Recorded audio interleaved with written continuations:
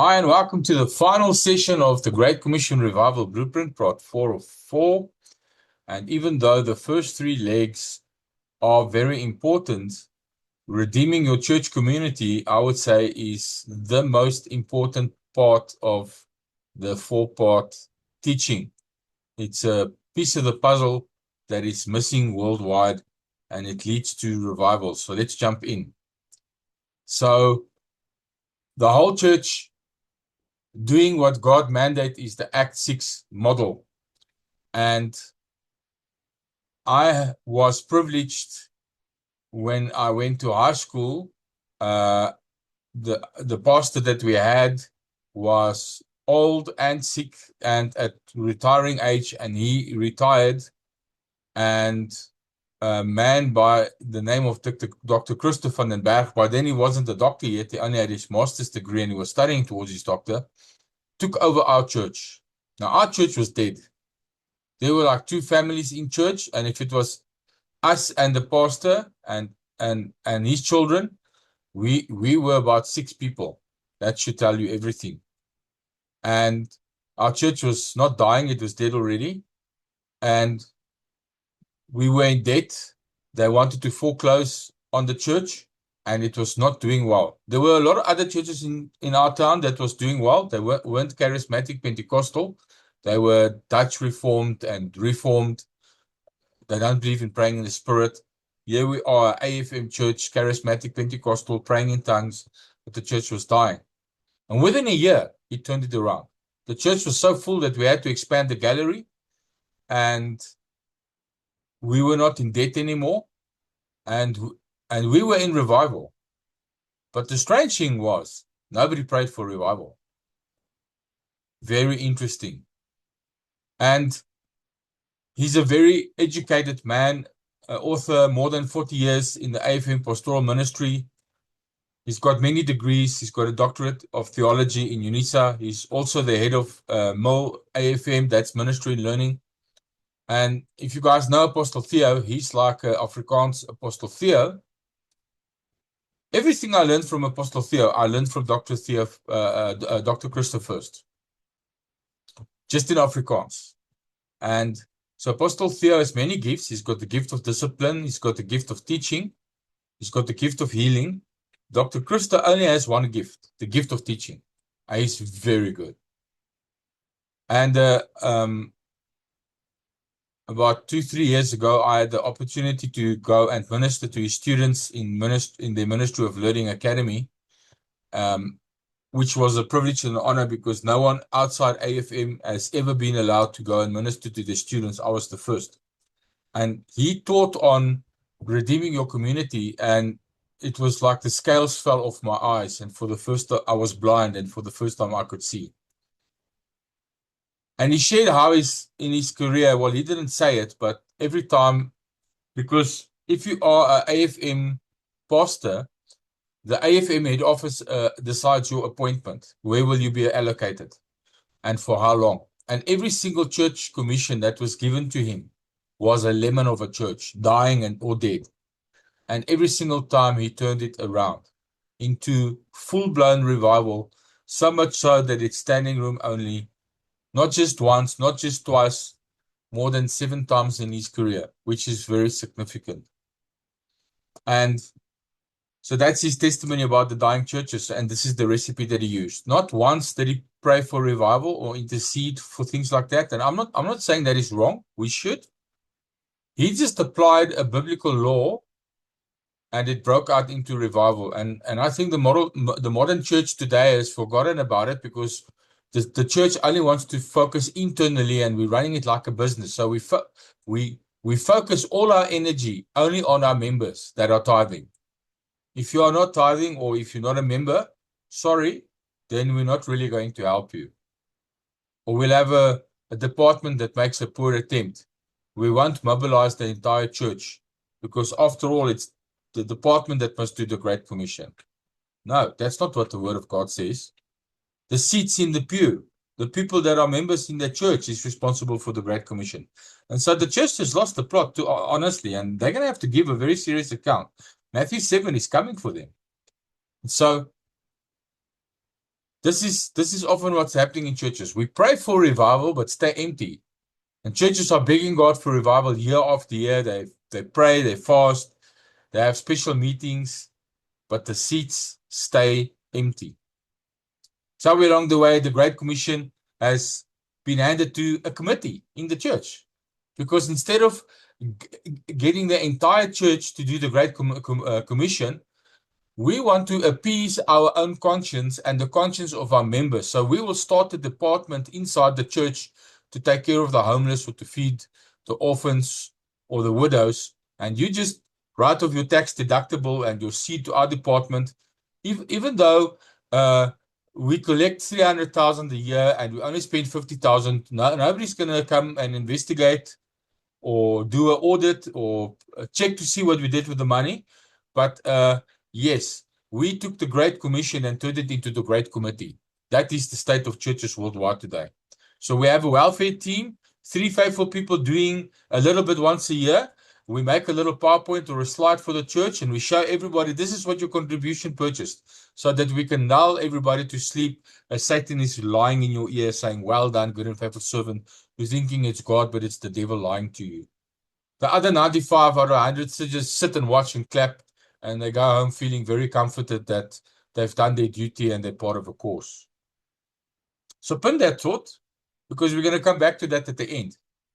And if you're already offended, I'm glad, because you should be, because without offense, things can't change, and we need change in the church. Jesus said he's returning for a glorious church. And so if we don't all catch a wake up very quickly, we might find ourselves in a very hot permanent accommodation. So there is a pattern in the Bible, and we must now consolidate and look at our own lives and do a little audit to see, are we doing what was the recipe in the Bible? You know, it never ceases to amaze me that after we ate from the tree of good and evil, which is also called the tree of knowledge. So we did get knowledge. What is that?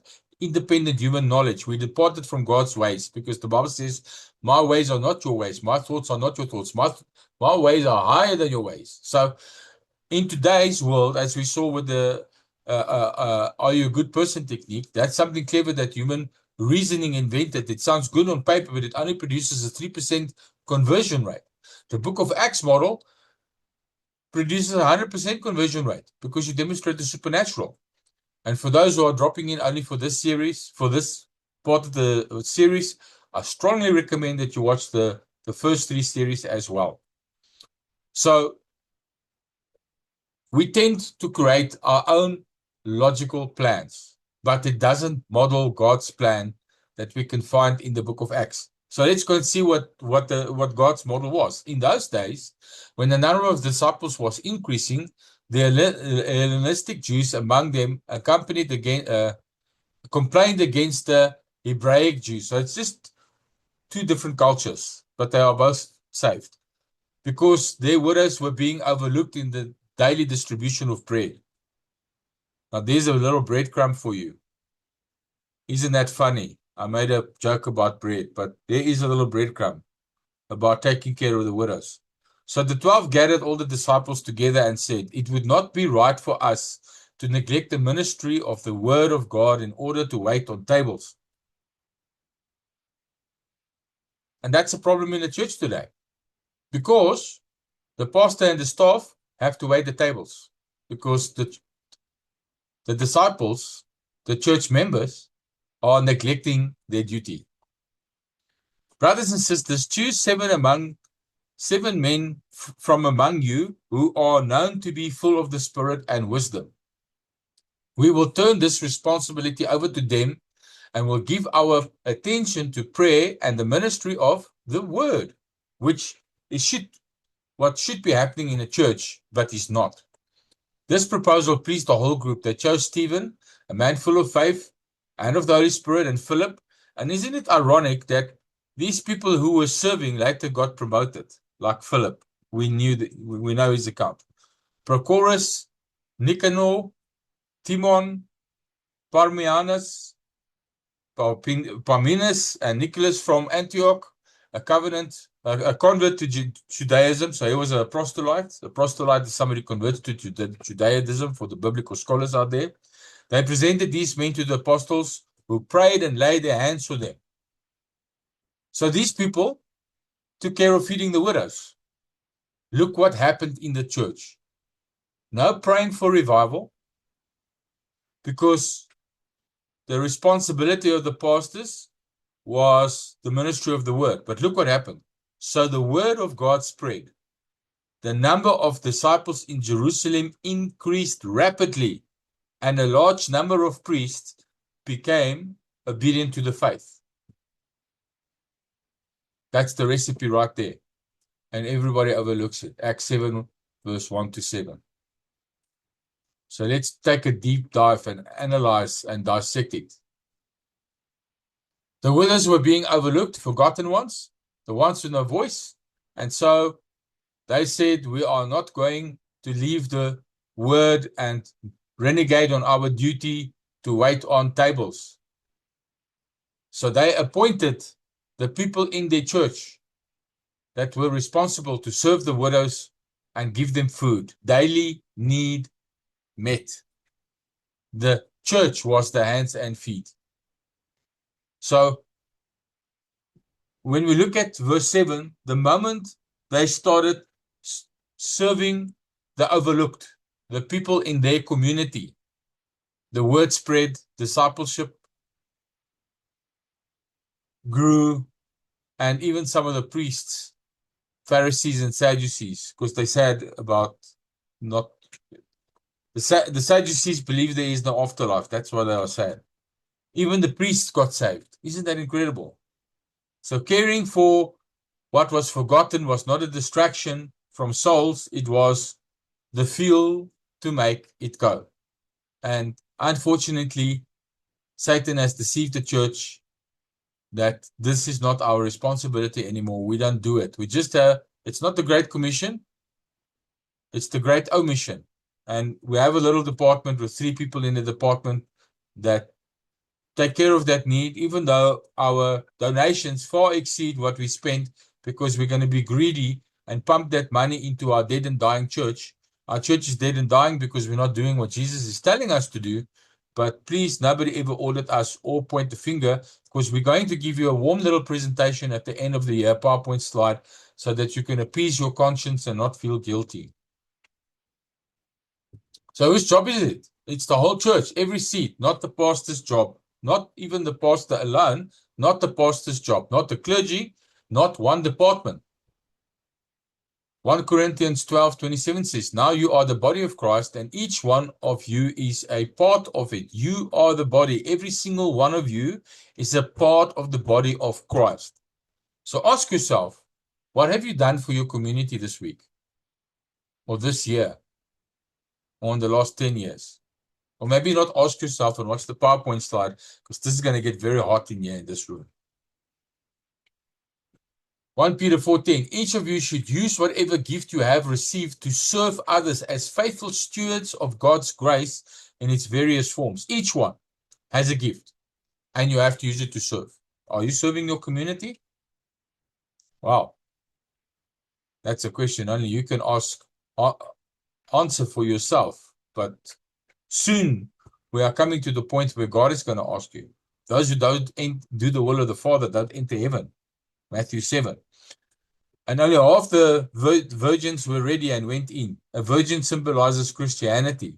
So the oil represents the Holy Spirit. The Holy Spirit is the helper. Helping you with what? Doing the Great Commission. Ephesians 4:11-12. Oh no, Prophet Petrus, don't say that. The Holy Spirit and God's gifts is there for my benefit and my prosperity. My second car, my holiday home, my overseas trip. I don't have to do anything. Woe is me if I ever have to step in my community and speak to a beggar at a robot. He just wants my money anyway to buy drugs. Ephesians 4:11-12. So Christ himself gave the apostles, the prophets, the evangelists, the pastors, the teachers to equip his people, not to do the work themselves, to equip his people for works of service, so that the body of Christ may be built up. What does that mean? So that the church can grow. So if people are not doing works of service, the church will not grow. There will be no revival. The leaders are here to equip the fivefold, for the work, not to do it for you on your behalf. Matthew 28, 19 to 20. Therefore go and make disciples in all the nations, baptizing them in the name of the Father, the Son, and the Holy Spirit, and teach them to obey everything I have commanded you, and surely I'm with you until the end of the age. It's the great commission that God gave all of us. But he gave that commission to the church, not to the fivefold. It's not the apostle, the prophet, the evangelist, the pastor, and the teacher's job to do this. It's their job to equip the church to do this. And unfortunately, they're not even doing that. The Great Commission was handed to all of us, not a chosen few. A church where most people sit back and watch is a body that is dying, decaying, rotting. I don't think it's a pleasing aroma to God. So how do you cause revival to break out? Well, we saw from Dr. Van der Berg that he was given dying churches and he turned them around with this model. What is the blueprint? We are now going to get into that. The first thing that he did was find the single biggest need in your own community. Every town has one.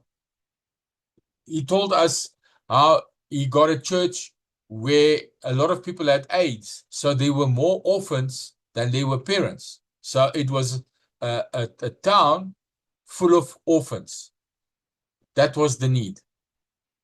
He went on to tell the church after that was a retirement village, but they were all elderly people. So that village wasn't, that town wasn't the town that made their economy on young people working. It was on retired people feeding that economy. And so they were only old people.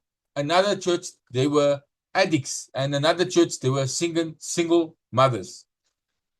The forgotten ones were right on your doorstep. So every time he would go into a new community as his mandate and commission that he has been given, he would first penetrate that community to see what is the single biggest need in this community. Psalms 41:1-3 said, "Blessed are those who have regard for the weak. The Lord delivers them in their time of trouble. The Lord protects and preserves them. They are counted among the blessed in the land.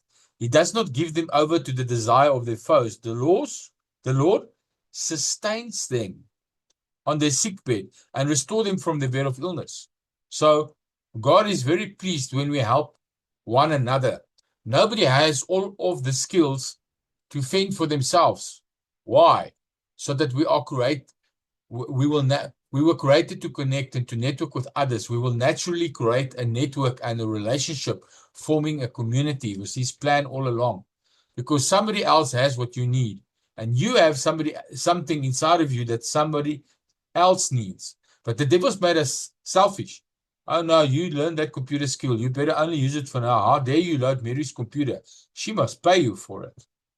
We've become transactional, like the world. We're running the church and our lives like a business. Step 2, after he identified what was the single greatest need, he would cast a vision to his whole church. Normally that would be the 3 to 6 people that was left in his church. The biggest need, one vision, the whole house behind it. Then, step 3, after he cast the vision, was teach them every second Sunday. So, 1 week was the word. The next week was the word and how it serves them for teaching the community and what they are going to do with that. So it wasn't like they weren't getting the word every week. 1 week's word was for them to take care of themselves, and the next week's word was for them to take care of their community. And with a structured plan, how they are going to do that. So he would teach it that way and start getting people passionate and mobilizing and sweeping up the church and getting them excited. Sheep are sheep after all. They will go where the pastor leads. So maybe this teaching is for all the pastors out there. Ouch. Then he would give every person a small job and he would spell it out plainly. He would make it very clear. John mops the old age home on Monday. Mary's group visits on Tuesday. Alan gives the bread on Wednesday. And there would be a community service schedule in the church with everybody's name and the task they had to do and actionable steps. They all receive training. Make sure that they are parfait, in other words, proficient. Parfait is just the French word for proficient. Make it small, make it clear. Nobody must feel overwhelmed. That is key, because normally 20% of the people are doing 100% of the work in the church, while 80% just sits on the couch at home with the remote watching sport. I wonder if people are missing this teaching because they're watching sport. Maybe you'll feel a little bit convicted afterwards when you watch the recording of this. The gospel and the kingdom comes first. No excuses, no exceptions, no prisoners. And if I'm offended you, that's great. I'd rather have you offended now and change, because soon time will be too short and you're going to either be in heaven or hell, and it'll be too late to come back and to change it. Step 5, put it on a tracking board in the church that everybody can see it publicly, because it creates accountability, who's pulling their weight, who's not pulling their weight. And when everybody starts pushing and pulling their own weight, it creates an excitement. Every task, the day, the time, who's doing it, tick when it was done. Everyone sees their job. Everyone sees the whole body working, and it keeps everyone accountable. It's funny when you don't publish the attendance record or who did what. Everybody stops working. But as soon as you make it public in the church, everybody starts pulling their weight. Incredible. Jesus says, because Jesus is the word. The word says when you bring something out of the darkness into the light, it loses its power, even in a simple thing like that. Then step 6, they would celebrate together, set goals, celebrate the moment you hit a goal. They would have a rhythm, so everyone is always in step, because it's like a waltz, a big orchestrated waltz. The entire church is dancing together, and a get together, a hearty meal, the whole church around one table. And it's not just to fleece the people to say, oh, you bring this and you bring that. The church would actually take out their own money and buy food and treat the people to a nice barbecue. And I'm not sure if it was chicken fried steak or biscuits and gravy, but it sure looks like a southern get-together. So they must be Texan. I don't know. It always looked like that to us. We work together, so we celebrate together. You must reward people that are doing the work. And then when he cast the vision, he distilled it into a slogan that everybody knows. And you could ask anybody in the church, whether it was a 3-year-old coming from Children's World or whether it was the 88-year-old grandma, what does your church do? Like one man, everybody would know the vision and say, we take care of AIDS orphans, or we take care of the orphans, or we take care of the elderly. Everybody knows the job, everybody knows the mandate, everybody knows the vision, everybody knows the church's motto, and he would recast it every year or periodically if it starts to leak. But because he gets the whole church mobilized and distills it into a slogan that everybody knows and is drilled into them, he only has to recast it once a year. He never had to find that it had to recast it when it's leaking, but he encouraged that if it starts leaking, recast it. But that's already a bad sign. It means you're not doing it right. You're not executing it right. So that's where God comes in play. The promise, do his work, and then he fills the house. 1 Corinthians 3:6-9. I planted the seed, Apollos watered it, but God has been making it grow. This is Apostle Paul speaking. So neither the one who plants nor the one who waters is anything, but only God who makes things grow. The one who plants and the one who waters have one purpose, and they will each be rewarded according to their own labor. For we are co-workers in God's service. You are God's field and God's building. Paul planted, Apollos watered, God gave the increase. We plant and water, God brings the harvest. That is the partnership. So remember I said, put a pin in it. We're going to come back. This is why churches pray and stay empty, because they are not redeeming their community. They're asking God for a harvest on a field nobody planted. And that will not happen. So, for churches to break into revival, they not need to fast and pray more. I'm not saying, no, don't do that. Yes, you have to do that. But what do churches have to do? Redeem the community. Find the community's biggest need, mobilize the entire church, take care of that need, and then God will bring the increase. You cannot reap a harvest where you've planted no seed. You don't have a harvest field if you haven't been redeeming your community. And it's not for a department in the church to do, it's for the entire church to get behind it. It's not that God ignores prayer. He hears what is. God wants the church filled up more than what the pastor does. But there are laws in God's kingdom. And he's not going to violate it because he's put himself under his word. He cannot lie. The harvest grows from seed. But there is no seed in the ground. The day the church does its part, God will step in and do the rest. He sees a church that is finally doing what he asked, and that's the house that he fills.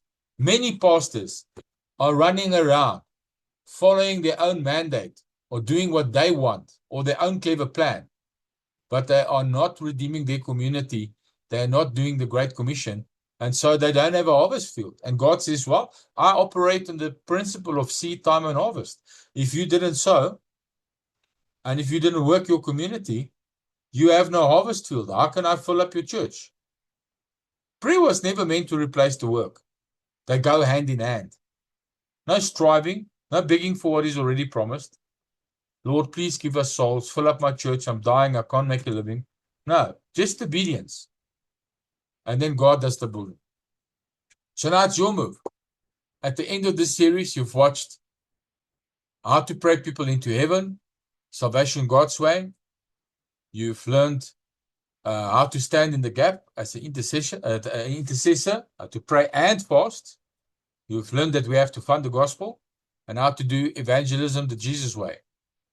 And now, as we conclude, learn to redeem the community.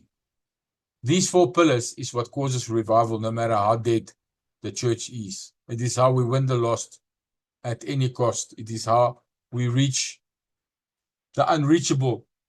This is how we are the salt and the light. So find the one that is in need, cast the vision. Find the one need, the greatest need of the community, cast the vision, give every person a small job. One slogan everyone knows. Keep the tasks accountable by having them on a board in church where everybody can track who's doing what. Reward and celebrate achievements, and then stand back as God fills the house. Just before we conclude, Affordable Hacks for Healthy Living is a nice book on health. Don't Catch the Train and Prayer Works is my wife's latest books. All our books are free now, and we've started doing audiobooks, which will also follow soon, which will also be free. We are not allowed to publish books on Amazon because they don't allow you to publish a book if you are not from America. They want you to have a tax certificate and a business day. And we are not going to do that because we give our books away for free. It will cost us money to do that. So follow on Kobo and on our ministry. Keep an eye out for our audiobooks. We are about to release almost every book we ever wrote in an audiobook version, read by me or read by my wife.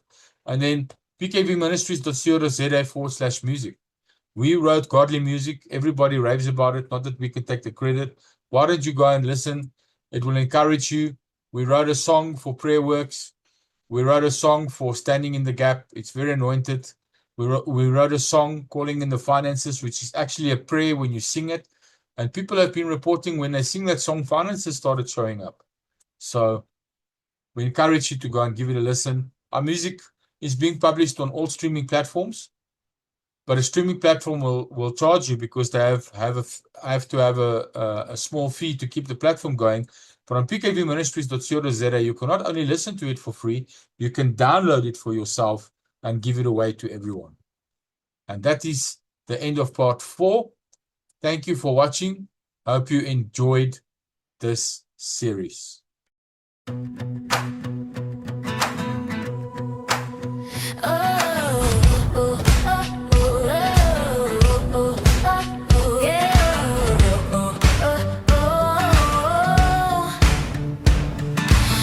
harvest fields are waiting, the laborers are few, the time is short, the hour is late. But Lord, we look to you. You said go and make disciples, baptize them in my name. To every tribe and nation, your glory we proclaim. This is the Great Commission revival. The fire will not die. We'll run with the gospel to the ends of the earth until the trumpet cries. Flames are spreading, hearts igniting.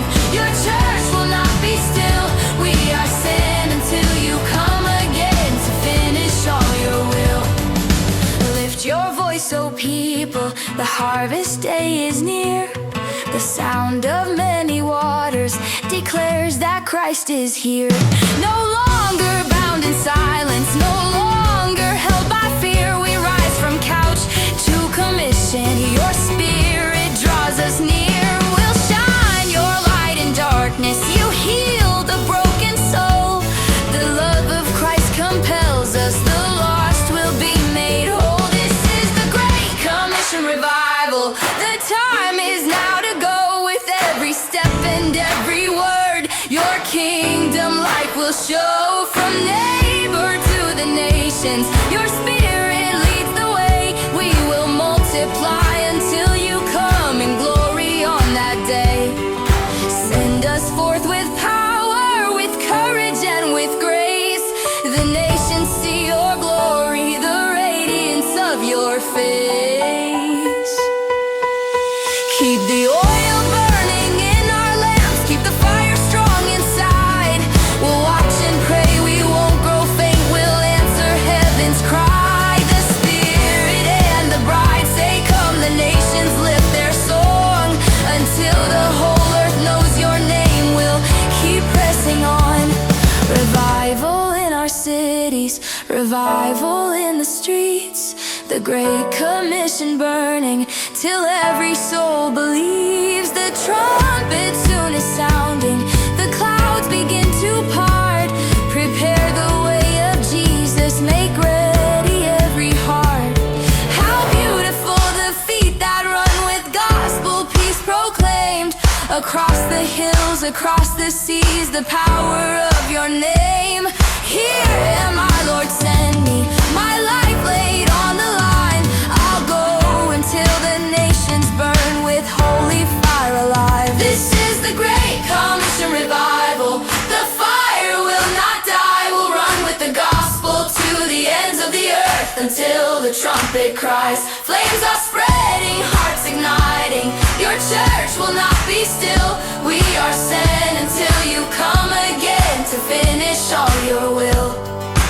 Every tribe and nation, together we will stand, declaring Christ forever, the Savior of all lands. Revival fire is burning, the nations hear the sound. The Great Commission rising, the lost will now be found. Until the trumpet sounds, we'll run and not grow weary. Until the harvest done, we'll shine the light of glory. Until I see you face to face, my eyes upon the skies. Until the kingdom's full